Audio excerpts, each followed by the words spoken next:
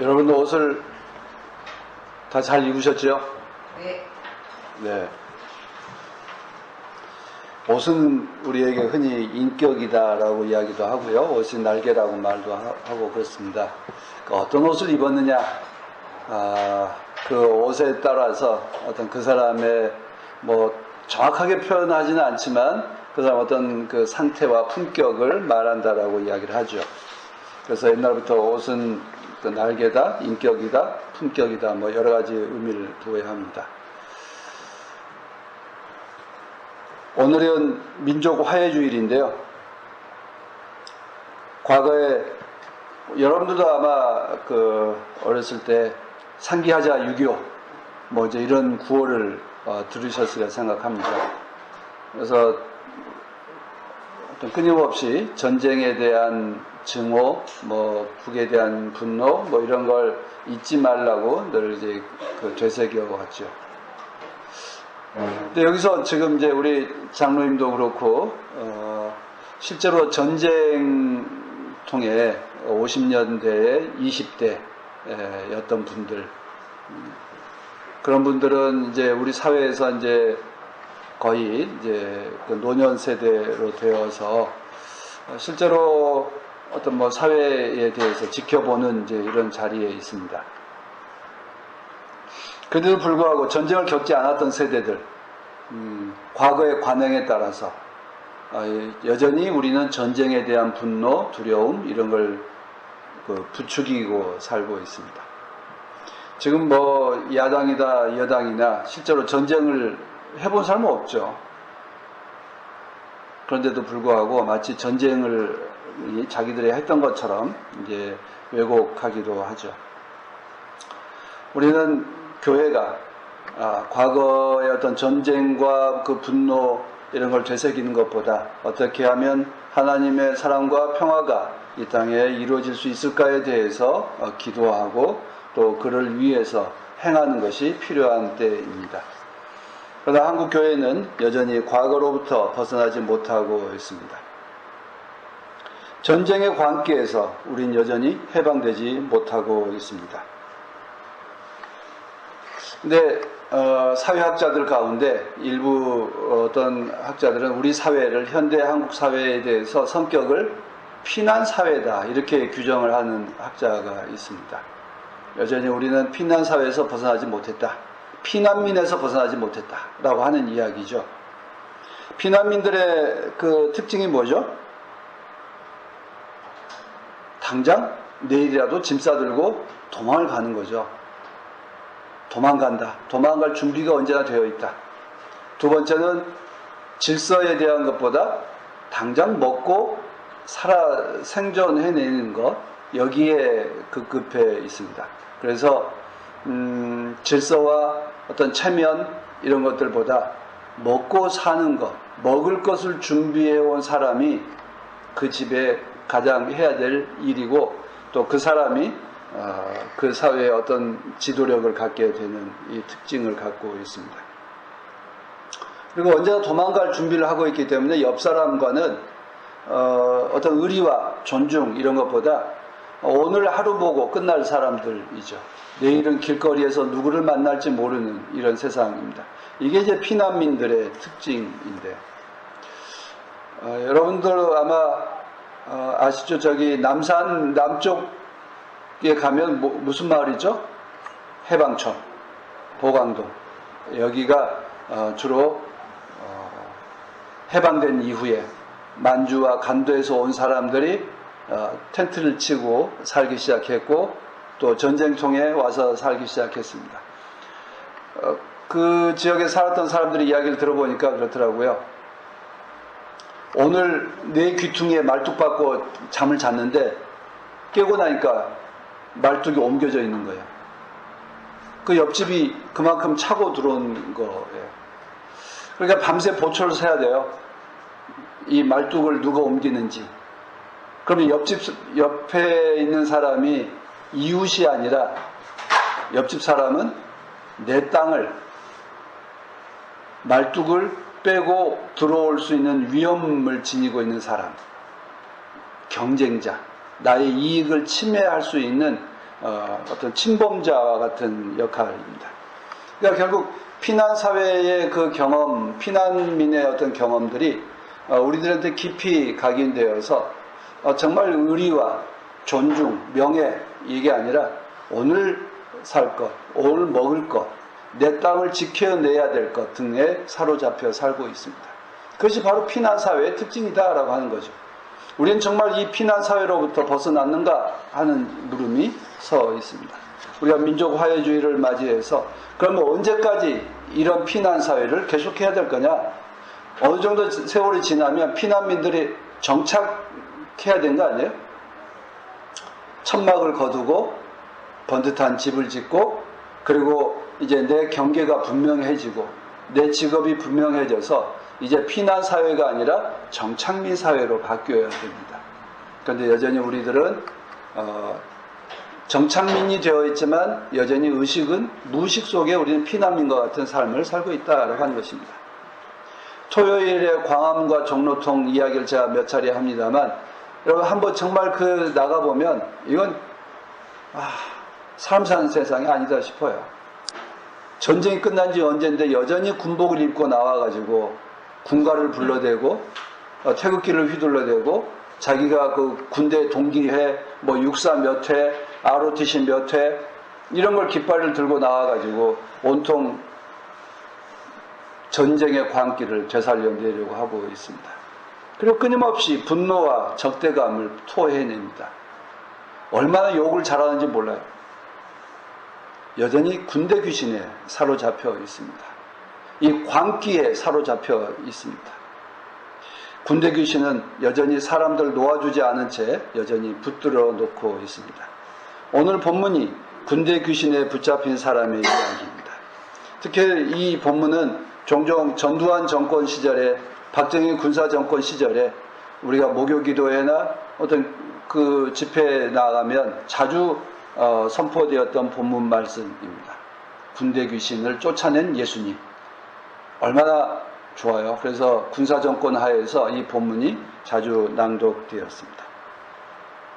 그런데 군대 귀신에 대한 이야기 이전에 이 본문 말씀에 대해서 좀 찬찬히 살펴볼 필요가 있습니다. 26절과 27절을 보면 처음 시작하는 이 구절에 대해서 다시 한번 읽어볼 필요가 있습니다. 여러분 성경 본문을 한번 보시고요. 제가 그냥 개인적으로 번역한 본문을 한번 읽어드릴 테니 약간의 차이를 한번 느껴보시길 바랍니다. 그들은 갈릴리 맞은편에 있는 거라사 사람들의 땅에 도착하였다. 그가 땅에 내리자 그 도시에 사는 한 사람이 그에게 대항해 왔다. 그는 귀신에 붙잡혀서 오랜 시간 동안 옷을 입지 않았고 집에 사는 것이 아니라 오히려 무덤에 살고 있었다. 여러분 보시면 딱 차이 하나가 만났다와 제가 그 본문을 대항했다 이렇게 번역을 했는데요. 이 만났다라고 하는 단어가 그냥 우리말에 그냥 만났다라고 되는데 원래 그 말의 함의가 뭐냐면 그 말의 그 번역 속에 그냥 첫 번째 1번 만났다, 두 번째 군사회담, 군사적으로 만났다, 3번 적대감을 품고 만났다.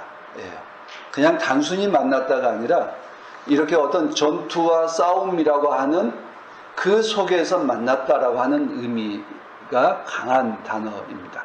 그러면 이 자리에 한번 이 예수께서 땅에 내리자마자 이 사람이 떡 버티고 섰어요. 어떤 분위기겠어요? 너 우리 집에 왜 왔어? 우리 동네에 왜 왔어?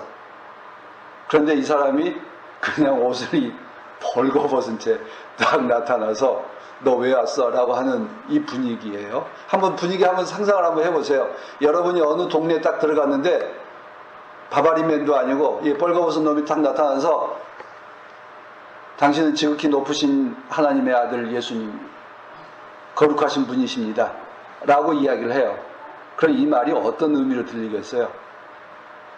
정말 거룩하신 분이십니다, 존경하실 분입니다 라고 하는 의미겠어요? 아니면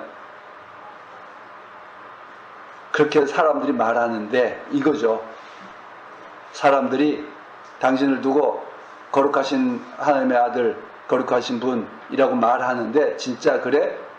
라고 하는 이 조롱이 섞여 있는 말입니다. 그리고 그 다음에 하는 말이 제발 나에게서 나를 귀찮게 하지 말아 주십시오 라고 하는 번역으로 되어 있죠. 그런데 본문 말은 명령이에요. 나를 귀찮게 하지 마. 그러면 뒤의 말과 앞의 말과 그 앞의 분위기를 한번 쭉 연결해 보면 단순히 이 사람이 나타나서 제발 나에게서 떠나가 주세요. 이 분위기가 아니에요. 어떤 분위기인가 한번 좀 느껴보실 수 있는.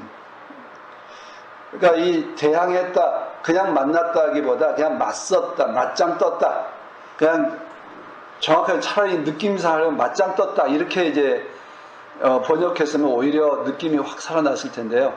이제 성경이니까 그렇게 번역을 못하고 또 예수님을 존중하는 말 어투로 하다 보니까 이 분위기가 우리에게 객관적으로 전달되지 않고 있습니다. 더구나 이 사람이 행색을 한번 보세요. 옷을 입지도 않았고요. 무덤에서 살았어요. 씻지도 않았다는 이야기겠죠. 그럼 이 사람은 어떤 세계에 살고 있는 겁니까? 옷도 입지도 않고, 그러니까 결국 다른 사람 눈은 전혀 의식하지도 않고 내 하고 싶은 대로 하는 이런 사람이죠. 그리고 그가 살고 있는 집이 무덤이에요. 그러니까 무덤은, 우리는 무덤 하면 봉분을 생각하지만 유대인들의 무덤은 어디냐면 동굴이에요. 그는 동굴에 살았다예요. 그러면 그 사람은 옷도 발가벗었죠. 내 멋대로 살았죠. 무덤에 살았죠. 그러면 누구랑 살아요? 죽은 사람들이랑 사는 거예요. 산 사람들이 아니라. 그럼 결국 이 사람은 산 사람들에 대해서는 전혀 관심이 없어요. 산 사람들로서 그를 제어할 수도 없어요. 왜냐하면 귀신이 들렸죠. 죽은 사람들과 함께 살죠. 그러니까 이 사람은 쇠고랑으로 묶어놔도 쇠사슬로 묶어놔도 다 깨치고 광야를 뛰쳐나가는 괴력을 지닌, 그러니까 산 사람이 통제할 수 없었다는 거예요. 산 사람이 통제할 수 없는 이 사람. 결국 그 사람을 사로잡고 있는 건 죽음의 신, 군대의 귀신이 그를 사로잡고 있었다. 예수님께서는 그 군대 귀신에 사로잡힌 자들 해방시켜 주었다라고 하는 것이 오늘 본문 말씀의 핵심입니다. 군대 귀신에 사로잡힌 자, 이 광기에 사로잡힌 자를 해방시켜 주시는 주님에 대한 말씀을 오늘 읽고 오늘 우리들에게 찾아오신 주님께서 전쟁의 광기에 사로잡힌 이 사회를 해방시켜 주셔서 정말 하나님의 자녀로서의 본질을 회복할 수 있도록 우리를 이끌어 주시기를 기도합니다. 이 사람 주님 앞에 군대 귀신에서 해방되었을 때 이 사람의 그는 다시 옷을 입고 주님 앞에서 고백하고 있습니다. 그가 옷을 입었다는 건 정상인으로 돌아왔다. 문명사회로 돌아왔다. 산 사람들과 함께 이야기하고 말을 나눌 수 있는 존재로 변화되었다라고 하는 이야기입니다.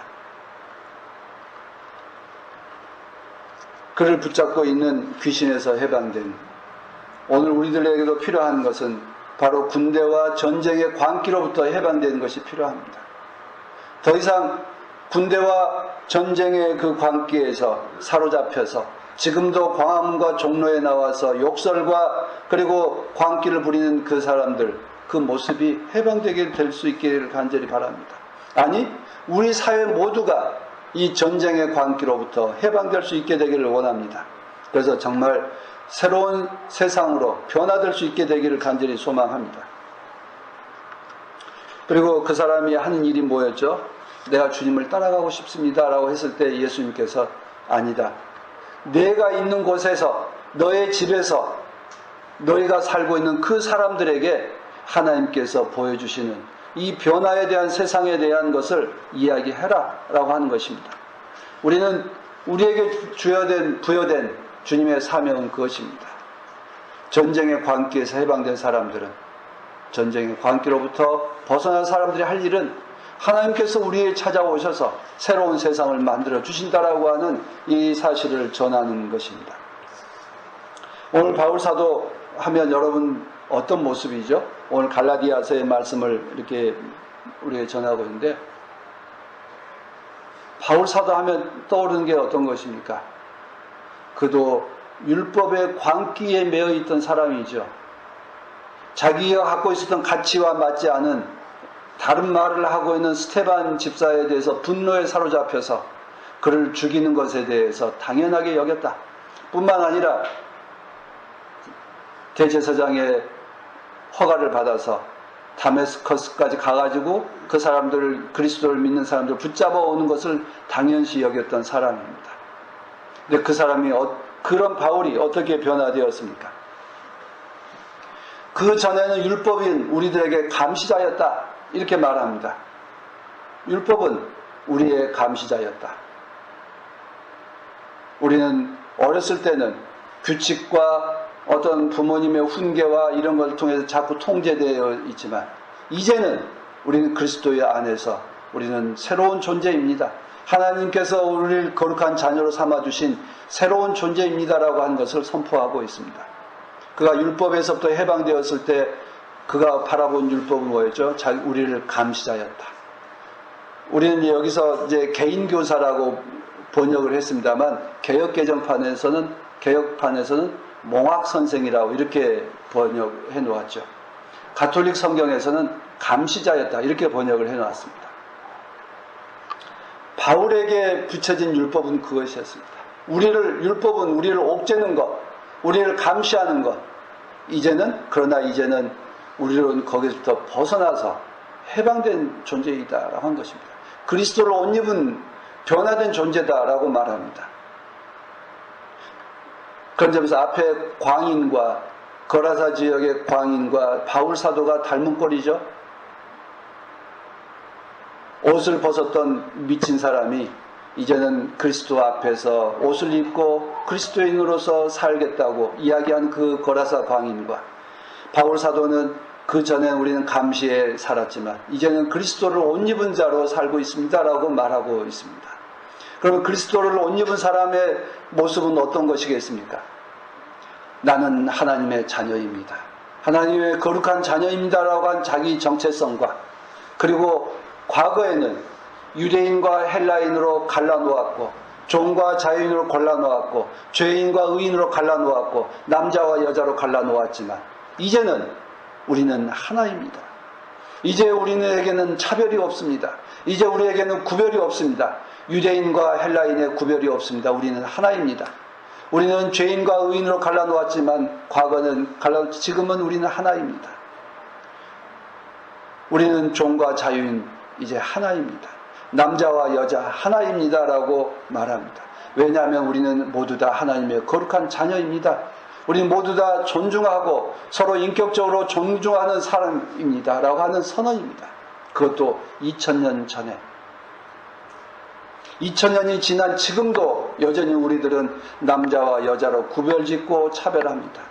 우리는 지금도 국내인과 외국인으로 구별짓고 차별합니다. 그래서 임금조차도 따로 줘야 된다고 말합니다. 우리는 계급으로 차별합니다. 죄인과 의인으로 차별합니다. 2000년이 지난 지금도 그리스도인이라고 하면서도, 그리스도에 옷 입었다고 하면서도 여전히 우리는 차별하는 것에서 벗어나지 못하고 있습니다. 정말 우리는 그리스도를 옷 입고 있을까요? 우리는 번듯한 옷을 입고 있지만 정말 이 옷이 그리스도께서 주신 정말 거룩한 자녀로서의 옷일까요? 한국 교회가 정말 그리스도를 선포하는 그리스도의 교회일까요? 우리는 이 율법의 광기로부터 해방된 바울 사도, 군대 귀신의 그 광기로부터 해방된 거라사의 그 사람, 그리고 또 하나의 본문을 읽었습니다. 열왕기서에 읽었습니다. 우리는 이 본문 말씀을 자주 읽지요. 열왕기서에 나와 있는 엘리야는 어떤 사람이었습니까? 엘리야서 18장만 해도 갈멜산 그 대결에서 그 우상의 종교를 혁파하고 의기양양했던 엘리야였습니다. 그런데 갑작스럽게 두려움에 사로잡힙니다. 그래서 도망치죠. 그래서 차라리 나를 죽여주세요 라고 말하는 걸 급히 이 두려움 속에 사로잡혔습니다. 그래서 이 본문 말씀을 읽으면서 그 두려움에 사로잡히게 한 게 뭐였을까요?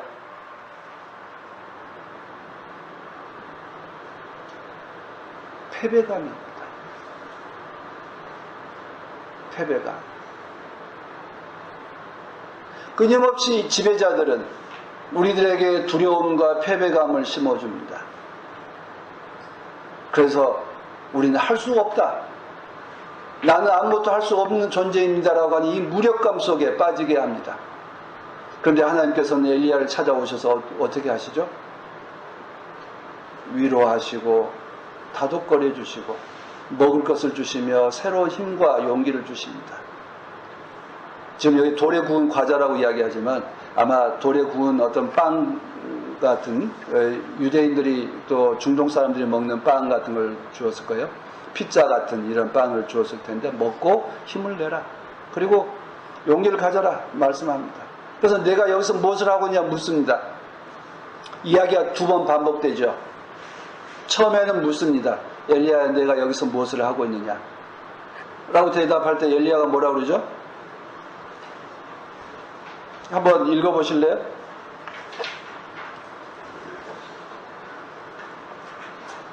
10절 말씀을 함께 읽어보겠습니다.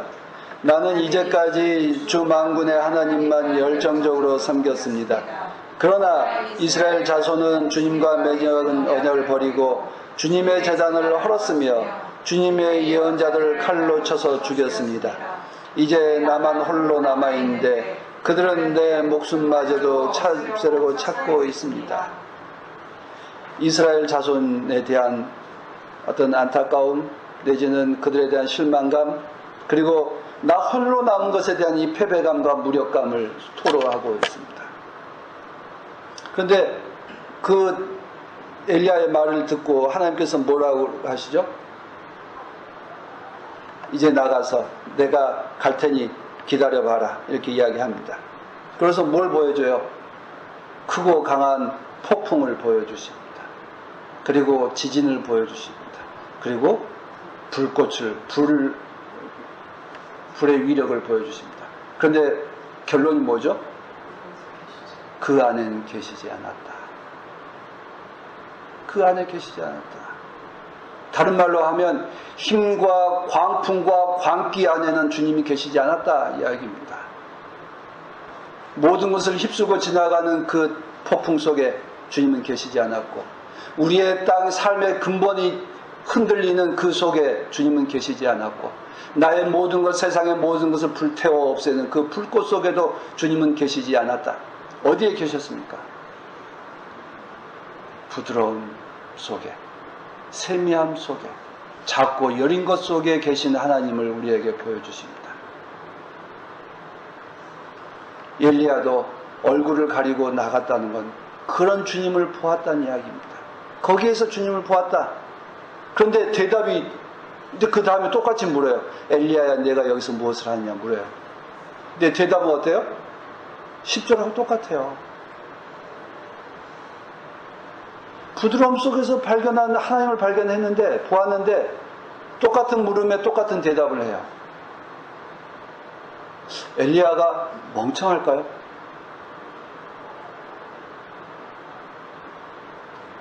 그러면 뭐가 빠졌지 않을까 싶어졌어요. 여러분 한번 상상해 보세요. 엘리야는 왜 같은 대답을 했을까? 멍청해서. 하나님을 보았는데도 여전히 믿지 못해서. 어떤 거였을까요? 오히려 이 절과 절 사이에 뭐가 빠지지 않았을까? 그렇게 생각했다. 그러나 지금은 미약함 속에, 작은 것 속에 존재하신 하나님을 저는 보았습니다. 과거에는 하나님만 나 홀로 남아있는 것 같았지만 하나님께서 작은 것 속에 보여주셨습니다. 하나님, 나를 어디로 인도하시겠습니까? 라고 하는 물음으로 끝나지 않았을까 하는 상상을 한번 해보시면 어떨까 싶습니다. 그리고 하나님께서 그에게 대답합니다.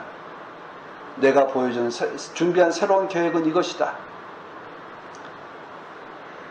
유대인과 이스라엘만 전부 다 생각하시는데 아니다.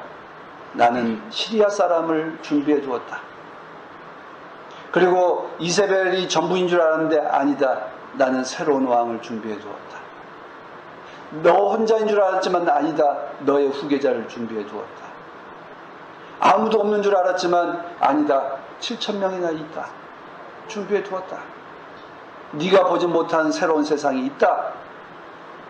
하나님께서는 엘리야에게 네가 보지 못한 것을 보아라. 새롭게 열려가오는 새로운 세상을 보아라. 하나님께서 너와 함께 하실 것이다. 내가 너와 함께 하실 것이다 하는 위로의 말씀을 우리에게 주고 있습니다.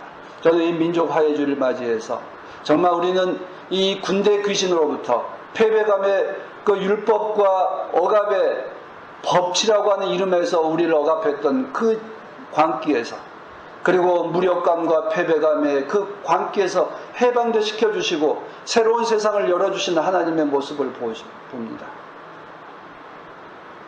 우리는 하나님께서 전쟁 70년 동안 우리 민족이 충분히 고통을 겪었던 걸 주님께서는 알고 계십니다.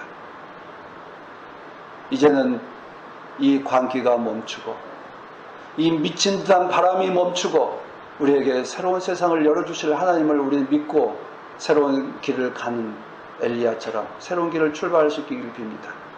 한국교회는 과거에 대한 재탕이 아니라 하나님께서 열어주신 새로운 미래를 바라보고 그 길을 가는 것입니다. 우리 교회도 우리 혼자로 남아있는 것 같지만 하나님께서는 7,000명 또 새로운 후계자를 준비해 주신 줄로 믿습니다. 언제나 하나님께서 우리의 어려움, 고난 해방시켜 주셔서 새로운 길을 가게 해주시라 믿고 언제나 한 주간도 또 우리의 새로운 미래를 향해 뚜벅뚜벅 걸어나가는 믿음의 사람들로 늘 거듭날 수 있게 되기를 간절히 소망합니다. 함께 기도하시겠습니다.